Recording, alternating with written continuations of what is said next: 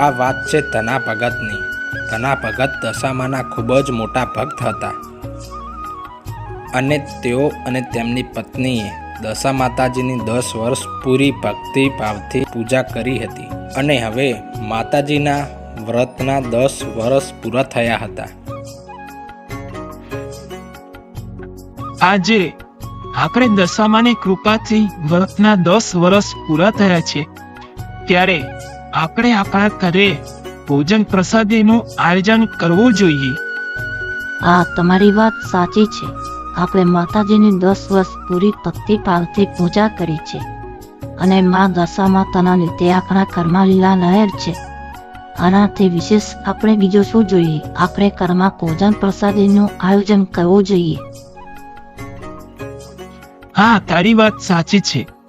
તો હું ગામમાં બધા લોકોને કહીને આવું કે આપણે કાલે ભોજન પ્રસાદનું આયોજન કરવાનું છે. તો બધા લોકો પ્રસાદ લેવા માટે અને માતાજીના દર્શન કરવા માટે તૈયાર રહે.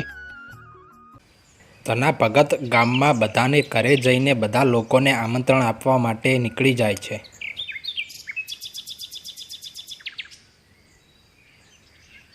અરે વાકુબા, તમે લ્યો અહીંયા મળી ગયા. મને લ્યો, સારું થયું. મારે હવે તમારા ઘરે જવું મટ્યું. અરે ધના ભગત, હું તો કામથી થોડોક બહાર ગયો નતો, એટલે ઘરે કોઈ નહીં હોય. કદાચ તમે ગયા પણ હશો. બોલો બોલો ધના ભગત, શું કામ હતું? બસ આટલું કહેવાનું હતું કે કાલે મારા ઘરે જમણવાર રાખેલી છે.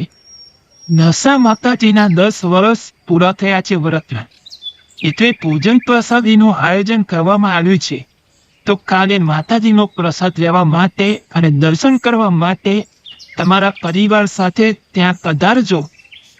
હા ધના ભગત, હા, જરૂરથી પધારીશું. હવે માતાજીની પ્રસાદમાં ના થોડી પધારે.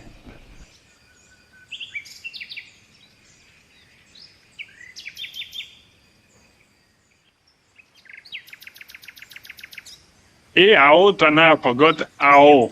કેવી રીતના રસ્તો ભૂલી ગયા કે શું? તે પછી મીઠાઈ ખરીદવા માટે આવ્યા છો? અરે ચંપક, તને કાલે મીઠાઈનો પણ ઓર્ડર આપવાનો છે અને સાથે સાથે તારે જમવા પણ આવવાનો છે, કેમ કે કાલે મારે વ્રત ઉજવવાનું છે. જ્યાંથી તો ત્યાં દર્શન કરવા માટે અને જમવા માટે પધારજે. આમ દૂરથી આવતા હતા ત્યારે જ મને દેખાઈ ગયા કે ધના ભગત આ બાજુ હલી રહ્યા છે. બોલો ધના ભગત, બોલો. અરે રાયમલજી, કાલે તો અમારા ત્યાં દશામાનું વ્રત ઉજવવાનું છે, જેથી તમારે અને તમારા પરિવારને આવવાનું છે. બસ આજ નોતરું વાળવા માટે હું તમારા ત્યાં આવ્યો હતો.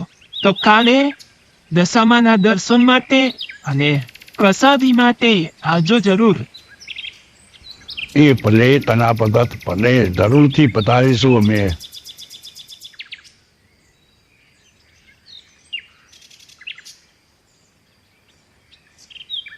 એ રૂપસંગભાઈ દેખાતા નથી, ક્યાં છો? ઘરે હોય તો બહાર નીકળજો, થોડુંક કામ હતું. રૂપસંગભાઈ, જલ્દીથી બહાર આવજો. એ રૂપસંગજી, બહાર આવજો જરા.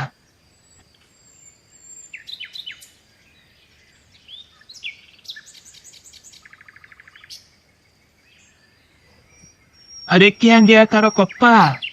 ક્યાં ગયા રૂપસંગજી? બોલાવો તો, જરા કામ હતું. તેઓ બધા તો ખેતરમાં ગયા છે. તો તેમને કહેજે કે કાલે મારા ઘરે જમણવાર રાખેલું છે. દશામાનું વ્રત ઉજવવાનું છે, જેથી બધા મારા ઘરે આવજો જમવા માટે. આમ ધના ભગત આખા ગામમાં ઘરે ઘરે આમંત્રણ આપે છે અને માતાજીની પ્રસાદી લેવા મહેમાન પણ પધારે છે.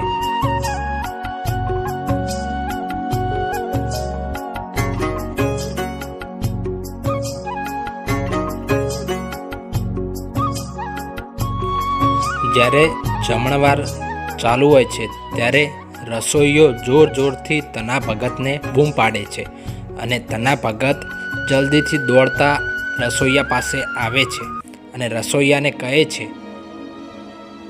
શું થયું ભાઈ? કેમ બૂમો પાડે છે? કંઈક આડું અવળું થયું કે શું? તના ભગત, લાડવા ખૂટ્યા છે, કંઈક ઉપાય કરવો પડશે.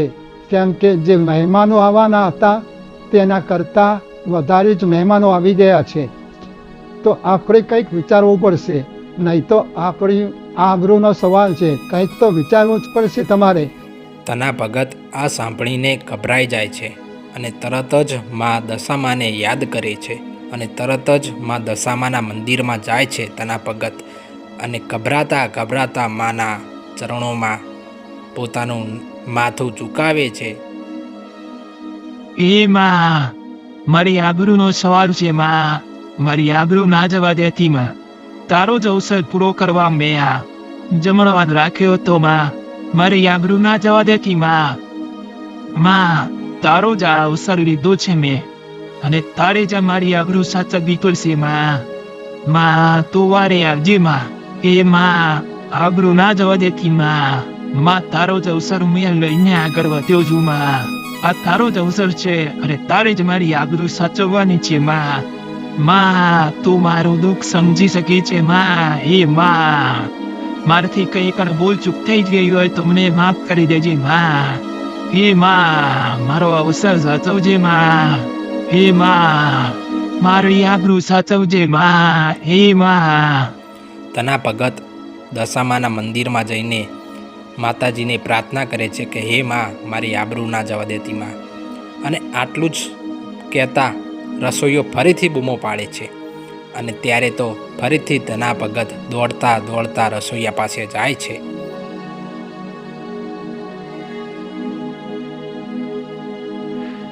શું થયું ભાઈ? શું થયું?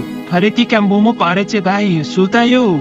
તના ભગત, લાડવા આપણા હવે બધા મહેમાનોને પહોંચી ગયા છે, અને જેટલા પણ મહેમાનો હતા એટલા સુખ શાંતિ ભોજન પ્રસાદી લઈ લીધી છે. હમણાં તો તું ના કાઢતો હતો ને, હવે શું થયું? હા, તમારી વાત સાચી છે, પરંતુ તમારા ગયા પછી એક સ્ત્રી આવી તે લાલ સાડી પહેરીને. સાંભળ મારી વાત. તારા જેટલા પણ મહેમાનો આવ્યા છે તેટલા મહેમાનને તારી પાસે જે પણ લાડવા વધ્યા છે તે લાડવા વેચતો જા અને દશામાનું નામ લેતો જા. આ રીતના કરીશ તો તારા લાડવા ક્યારેય ખૂટશે નહીં અને મહેમાનો પણ ક્યારેય પાછા જશે નહીં તારા આગળથી. બસ આ યાદ રાખજે કે લાડવા વેચતો જજે અને દશામાનું નામ લેતો જજે. બસ મેં એ જ કર્યું. લાડવા વેચતો ગયો અને દશામાનું નામ લેતો ગયો. આ રીતના બધા જ મહેમાનોને બધા જ લાડવા પહોંચી વળ્યા. તના ભગતને ખ્યાલ આવી ગયો હતો કે મા દશામાં જ હશે આ, કેમ કે તેમના થકી જ આ કાર્ય થઈ શકે. અને ત્યારે મા દશામાના મંદિરમાં ફરીથી એકવાર જઈને માને ધન્યવાદ કરે છે.